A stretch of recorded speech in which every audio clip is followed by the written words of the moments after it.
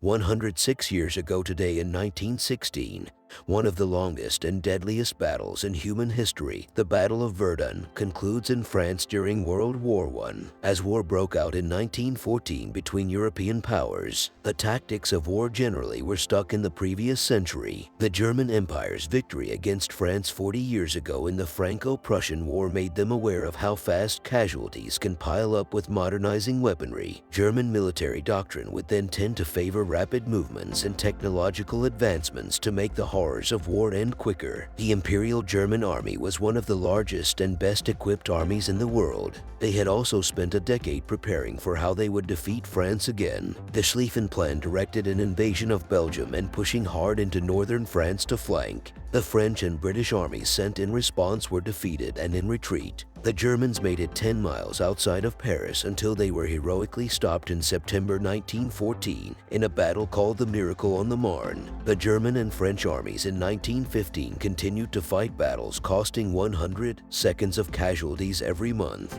Examining thousands of years of military history, the common soldier typically wasn't exposed to immediate danger unless they were fighting directly in combat. However, the invention of modern artillery would dramatically change this. An artillery shell could be fired from miles away and hit many men and targets that are not directly participating in combat. This constant exposure to danger and death would traumatize many soldiers who could never get a psychological break. For example, in a single day the French would be able to fire as many artillery shells that were fired in the entirety of the Napoleonic Wars. It is estimated that a total of 40–60 million artillery shells were fired over the 302 days at Verdun. In 1916, top German commander Erich von Falkenhayn had wagered that France could not tolerate much more casualties. On February 21, 1916, the Germans would fire more than 1 million artillery shells in a single day, a combination of high explosive, shrapnel, and chlorine gas that would poison the French countryside for many decades after the battle. The strongest fortress of Verdun, Fort Douaumont, was captured just a few days later with little resistance, but France would not back down from the setback. Instead, they stubbornly held on, with a single road being able to resupply and reinforce their front. Entrenchments and bunkers would provide cover for many soldiers in the hills around Verdun. The troops would anxiously wait days for their relievement. The soldiers who survived and marched back towards friendly lines were in bad shape.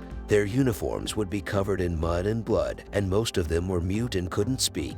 Reinforcements arriving to the front were constantly exposed to artillery fire and could suffer as high as 50% casualties before even making it to the front. 10 seconds of German and Frenchmen perished without even having the opportunity to aim their rifle in combat. The carnage of Verdun would not be confined there. The British and Russians would begin massive offensives to try and help France, offensives that would do more harm than good. For example, the opening of the Battle of the Somme with over 57,000 casualties remains the single bloodiest day in British military history. The Russian Brusilov offensive would also be stalled with an estimated 1 million casualties, and Russia would formally be out of the war next year. Verdun lasted over 300 days, and France would dedicate almost an entire generation of uncles, nephews, brothers, and husbands to the battle. Many men who were born in the previous century would meet their end during the First World War. The battle would be considered a French victory, but France would never be the same after the battle, with many of their soldiers engaging in mutiny the next year. It also provides context to France's quick capitulation during the Second World War against Germany.